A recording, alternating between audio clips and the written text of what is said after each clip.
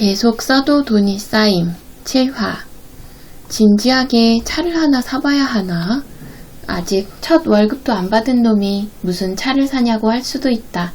그런데 왜 증권사 직원들이 가급적 차를 타고 다니는지 알겠다. 출근 시간이 워낙 빠르다 보니 첫 차를 놓치면 늦고 첫 차를 무사히 타도 시간이 정말 아슬아슬하다. 그나마 다행인 건 시니어들이 그렇게 빨리 오는 건 아니라서 눈치가 좀 덜 보인달까? 어라? 하지만 오늘은 어찌된 이유인지 주니어부터 시니어, 팀장급까지 너나 할 것 없이 전부 다 사무실에 모여 있었다. 오늘 시장이 일찍 열리기라도 했나? 다들 미친듯이 바쁘게 뛰어다니는 모습이 심상치 않았다. 진호씨, 왔어요? 아, 죄송해요. 제가 좀 늦었죠. 다들 일찍 나와 계신 줄 몰랐습니다. 괜찮아요. 원래 출근 시간보다 일찍 왔는걸요. 그리고 어제 큰 이슈가 하나 터져서 이런 거예요. 큰 이슈요? 네, 인도네시아 정부에서 갑자기 니켈 생산량을 30%나 줄이겠다고 폭탄 선언을 해버려서요. 아, 인도네시아 정부에서 니켈 생산량을 줄이겠다는 게 왜 큰 이슈인지는 잘 모르겠으나 일단 고개를 끄덕였다. 천만다행인 건 우리 천사 같은 이혜린 주인님은 부가 설명까지 항상 톡톡히 해준다는 것이다.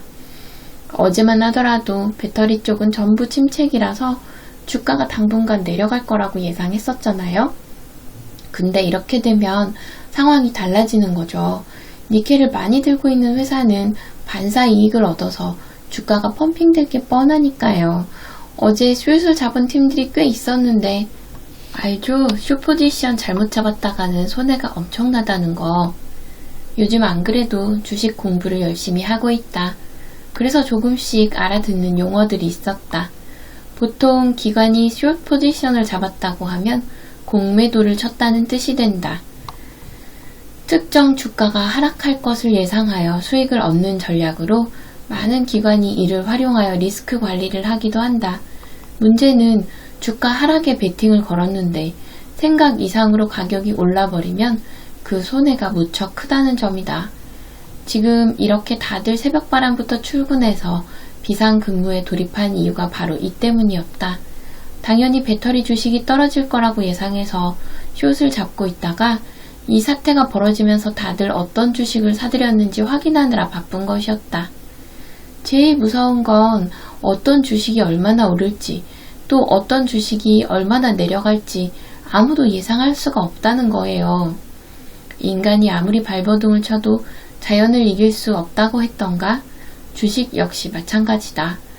아무리 철저한 분석과 대비를 해도 자연재해처럼 물려오는 변동은 이길 수가 없다. 우리 팀도 어제 배터리 주식 많이 건들지 않았어요? 그나마 우리는 팀장님이 적당히 하고 나오라고 해서 피해는 크지 않을 것 같아요. 다른 팀들이 난리 났죠 뭐. 팀장님의 감이 좋아서 다행이다. 그런데 잠깐, 어제 내가 산 주식도 배터리 관련주이지 않았나? 그럼 그건 어떻게 되는 거지? 이주임, 정사원, 지금 놀고 있을 때가 아니야. 빨리 자료부터 뽑아줘. 얼른. 아, 네. 진호씨, 우리 얼른 가요. 그래, 어차피 무의 투자였으니까 신경 쓰지 말자. 난 여기서 내 할 일만 충실히 하면 된다. 박 팀장과 그의 팀원들은 오늘따라 더욱 심각한 얼굴로 주식시장을 바라보고 있었다. 인도네시아의 뜬금없는 폭탄 선언으로 폭격을 맞은 주식시장. 고작 그걸로 뭘 호들갑을 떠냐고 물을 수 있다. 그러나 무서운 게 맞다. 왜냐하면 여긴 K 증시이기 때문이다. 국장은 특이하다. 노루 태풍이 불면 노루 페인트가 오르고 조류 독감 AI가 급증하면 아무 상관없는 인공지능 AI 주가가 오른다. 이런 것을 바로 키워드 투자라고 하는데 다른 나라에서는 그 사례를 찾아보기 힘든 일이 우리나라 증시에서는 시도 때도 없이 벌어진다. 그 이유로는 우리나라 개인 투자자의 주식시장 참여 비율이 높고 테마주 문화가 강력하게 자리 잡고 있기 때문에 가능한 일이었다.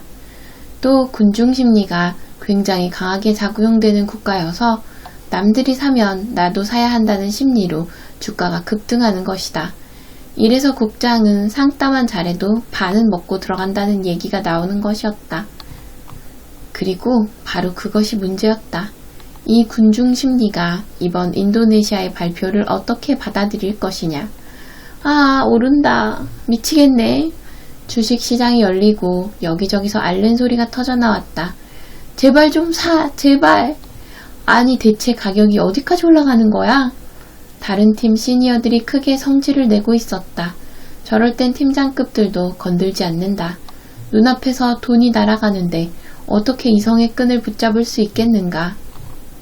회사 돈이라고는 해도 저 모든 것이 자신의 실적으로 돌아가게 되며 인센티브가 사실상 월급이나 다름없던 트레이더들에게는 미칠 노릇이었다. 팀장님, 배터리 관련주는 지금 다 오르고 있는데요? 당장은 그렇겠지. 근데 서서히 빠지게 될 거야. 결국 니켈을 가장 많이 보유한 곳만 장기적 이익이 될 거라는 얘기가 빠르게 퍼질 테니까. 우린 손해가 어느 정도 돼? 다행히 저희 쪽에서 숏 잡은 곳들은 금방 손절을 쳤어요. 문제는 다른 팀들이 가진 주식인데 숏스퀴즈가 제대로 터졌나봐요. 숏스퀴즈, 증권사 트레이더들이 가장 무서워하는 이름이다. 오죽하면 평소에 숏스퀴즈를 언급하는 것조차 조심하겠는가. 우리뿐만이 아니라 다른 증권사들도 똑같이 숏으로 들어간 게 많아서요. 지금 한국 거래소에서 마진콜 걸고 난리도 아니에요. 숏스퀴즈는 공매도를 친 투자자들이 투자 급등에 몰려 매수를 하면서 주가가 더 폭등하게 되는 상황을 뜻한다. 즉, 여기 광운증권처럼 배터리 종목의 하락을 예상하여 숏 포지션을 가져간 증권사들이 갑작스레 주가가 오르자 빠르게 손절을 치려고 하는데 매도 매물이 없어서 자연스레 가격이 올라가고 더불어 숏으로 인한 손실이 더욱 커지는 악순환의 연속이었다. 그나마 다행인 건 우리나라는 1일 등락폭 제한이 있다는 것이다. 상한가 최대 15%, 하한가 최대 15%. 그렇다고 안심할 순 없다. 이렇게 미친듯이 거래가 몰리면 매물이 며칠 동안 없을 수도 있고, 그럼 숏 포지션을 잡은 측은 계속 손실만 늘어나기 때문이다. 그리고 지금 그런 매물이 딱 하나 있었다. 대한솔루션 플러스 15%. 단시간에 상한선 15%에 다다르게 된 대한솔루션. 거래 중단이 되진 않지만 오늘 하루는 더 이상 가격이 올라가지 않기 때문에 매수 잔량만 하염없이 쌓이게 되었다. 주식시장이 열리면 항상 모든 집중력을 그곳에만 퍼붓던 박홍서 팀장이었다. 그런데 오늘은 도저히 집중이 되지 않았다. 결국 그는 일찍 모든 거래를 접었다. 어차피 지금은 한쪽 분야에 돈이 쏠리면서 매물도 나오지 않아 그냥 손가락만 빨고 있어야 하는 상황이었다. 근데 이걸 대체 어떻게 알았을까? 인도네시아 정부에 줄이라도 있는 건가? 그렇지 않고서야 다른 기관들도 신경조차 쓰지 않고 있던 종목에다 올인을 해? 박 팀장은 밖에서 바쁘게 심부름을 하며 돌아다니고 있는 정진호를 뚫어져라 쳐다보았다. 그 따가운 시선이 느껴졌는지 정진호는 이쪽을 잠깐 쳐다보다 다시 고개를 획 돌려버렸다. 물어볼까? 아니, 어차피 대답도 안 해주겠지? 사장님과 무슨 관계인지도 말해주지 않고 또 저번 중앙보험 때처럼 그냥 운이 좋았다면서 얼버무릴 가능성이 높았다. 즉, 자신의 투자 비법을 공유할 수 없다는 것인데, 그런데 잡일은 또 열심히 한단 말이지? 정진호, 도대체 정체가 뭘까? 혹시 대표님이 어디선가 데려온 초엘리트급 인재였던 걸까? 그렇다고 보기에는 스펙이 안 되겠다. 상대가 대답할 생각이 없다면 그걸 캐묻고 싶지 않다. 또한 박 팀장은 실력 없는 사람을 팀에 두고 싶지 않다. 반대로 실력이 넘치는 사람을 썩히고 싶지도 않았다. 내가 억지로라도 끌고 나오는 수밖에. 아직 장이 끝나지 않았지만 결정을 내린 박 팀장은 자리에서 벌떡 일어나 어디론가 향했다. 탕! 상을 강하게 치고 나가는 박홍서 팀장님. 그 우락부락한 근육에 데스크가 깨진 건 아닌지 걱정됐다. 팀장님도 화가 잔뜩 나셨나봐요. 누군들 안 그러겠어요. 오늘 같은 날에는 진호씨 알죠? 넵, 절대 웃지 않기, 어깨 내리기, 고개 숙이기. 맞죠? 굿. 아주 잘 기억하고 있네요. 어제 우동 한 그릇 먹으면서 특강을 들었더니 하하. 쉿. 웃으면 안 돼요. 오늘 증권사 사람들이 전부 다 날이 서 있다. 진짜 좀만 건들면 유혈 사태가 벌어질 것처럼 말이다. 거기다 사방에서 쌍욕만 나오고 있어 분위기가 아주 험했다. 팀장님 나가시기 전에 절 엄청 째려보시더라고요. 뭘 잘못했나? 진호씨가 웃는 상이라서 그런가 봐요. 조심하겠습니다. 우리같이 힘없고 욕바지인 주니어들은 그저 이 폭풍이 얼른 지나가길 바랄 뿐. 나도 얼른 시니어 달고 싶은데. 참, 내 주식 넣어둔 거 있으세요? 우리 회사는 개인 투자 금지라고 알고 있는데. 완전 금지는 아니에요. 물론 사전 신고 승인 받으려면 절차가 까다로워서 다들 안 하고 있지만 아무튼 진짜 주식 말고 우리 모의 투자 주식한 거요. 이혜린 주임님은 허겁지겁 모의 투자로 돌렸던 본인 주식을 확인해 보았다. 그녀는 금방 울상이 되었다. 안 돼. 너무 바빠서 확인을 못하는 바람에 전부 다 배터리 쪽으로 쏠려서 어제 간신히 벌어놓은 게 다 털렸어요. 나도 내가 모의 투자로 사놨던 주가를 확인해 보았다. 헙! 하늘을 뚫으려고 하는 그래프에 나는 기함을 터뜨리며 입을 가렸다. 진호씨도 주가 떨어진 거 보고 충격받았구나. 너무 낙심하지 마요. 어차피 이건 모의 투자잖아요. 어디 한번 봐요.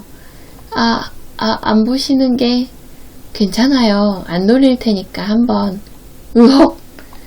나를 위로하려고 다가왔던 이혜린도 그래피를 보고는 기겁했다. 잠깐만. 15%? 오늘 제일 핫한 주식을 진호씨가 들고 있었던 거예요? 아니, 어떻게? 제가 보지 말라고 했잖아요. 진호씨, 혹시 투자 천재? 뭐 그런 거예요? 아니요. 그러더니 주임님은 갑자기 얼굴을 두 손으로 가렸다. 쪽팔려. 어제 고작 우동 한 그릇 사주면서 이런 귀지한테 시덥잖은 주식 강의를 했으니. 아니에요. 어제 정말 피가 되고 살이 되는 꿀팁들이었어요. 그리고 어제 우동이랑 새우튀김도 사주셨잖아요. 날 분명 속으로 비웃었을 거야. 아니라니깐요. 이젠 제가 사수로 모실게요, 정진호 사수님. 아이 진짜. 정말 못 말리는 사수였다. 부장님, 잠깐 시간 되실까요? 뭐요? 장 끝나지도 않았는데 네가 웬일이냐? 아시잖아요. 어차피 지금 다 손가락만 빨아야 하는 거. 급한 건 처리 다 하고 오는 길입니다. 참네. 일단 앉아라.